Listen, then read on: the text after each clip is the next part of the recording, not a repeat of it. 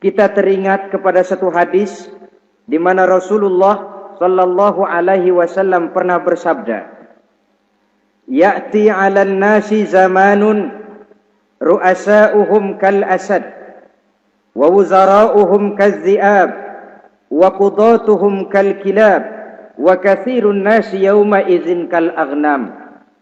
Pada satu saat, kata Nabi, akan datang di tengah masyarakat manusia di mana pada masa itu muncul pemimpin-pemimpin yang bertingkah laku seperti singa. Ru'asa'uhum kal asad. Pemimpin-pemimpin mereka bertingkah laku seperti singa. Saudara kenal singa? Saudara boleh periksa. Di mana ada hutan, singa selalu menjadi raja. Padahal hutan belum pernah bikin pemilihan umum. Tapi yang namanya singa tidak pernah peduli. Ada pemilihan umum atau tidak, raja hutan tetap singa. Kenapa? Karena singa menjadi raja di hutan bukan berdasarkan kebenaran, tapi karena kekuatan. Karena kuat, maka dia naik jadi raja. Soal benar atau tidak, soal lain. Maka sebagai akibatnya, setelah si singa ini naik menjadi raja hutan, dia bukan melindungi rakyatnya, malah makanin rakyatnya. Coba saudara lihat di hutan. Kambing rakyat hutan dimakan oleh singa.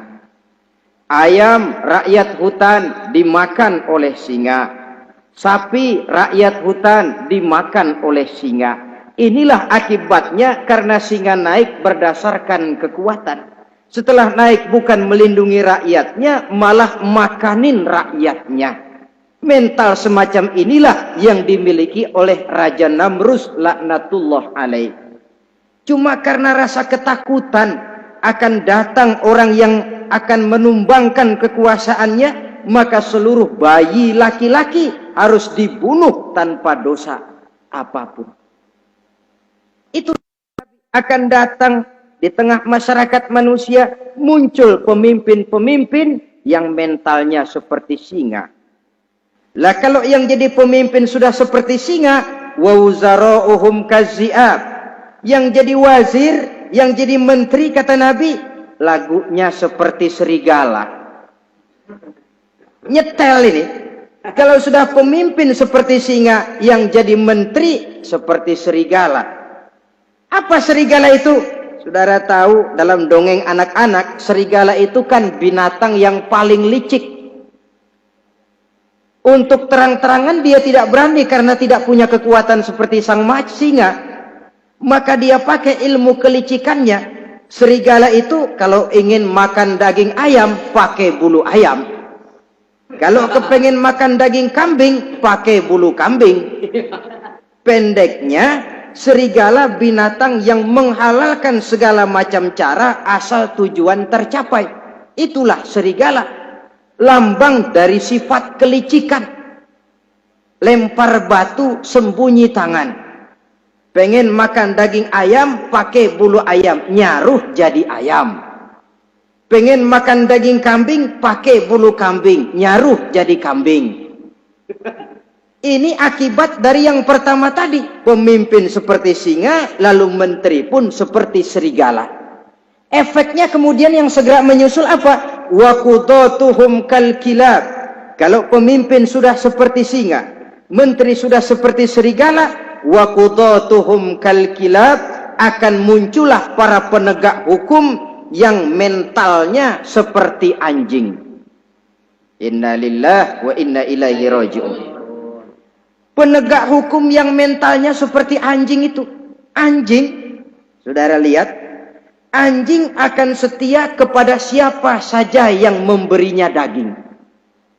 Kalau dia disuruh jaga rumah, dia tidak bisa membedakan mana yang maling, mana yang tamu. Biar yang datang tamu, kalau nggak bawa apa-apa, pasti digonggong. Biar yang datang maling, kalau bawa daging, anjing kalem. Pokoknya siapa yang memberi saya daging, itulah majikan saya. Apa kata majikan saya, itulah yang saya laksanakan. Maka hilang kebenaran hukum, hancur norma-norma keadilan. Oleh karena apa? Oleh karena anjing dapat daging. Lalu dalam kondisi semacam itu, yang jadi rakyat bagaimana? Kata Nabi, wa katsirun nas yauma izin kal aghnam. Adapun kebanyakan orang pada masa itu, lagunya sudah seperti kambing. Saudara, kambing itu binatang yang cuma menang geroyokan dan tidak punya alternatif. Namanya kambing, digiring ke lapangan embe. Betul kan? Betul. Digiring ke kuali embe. Dikasih makan rumput embe. Sampai pun mau dipotong masih embe juga.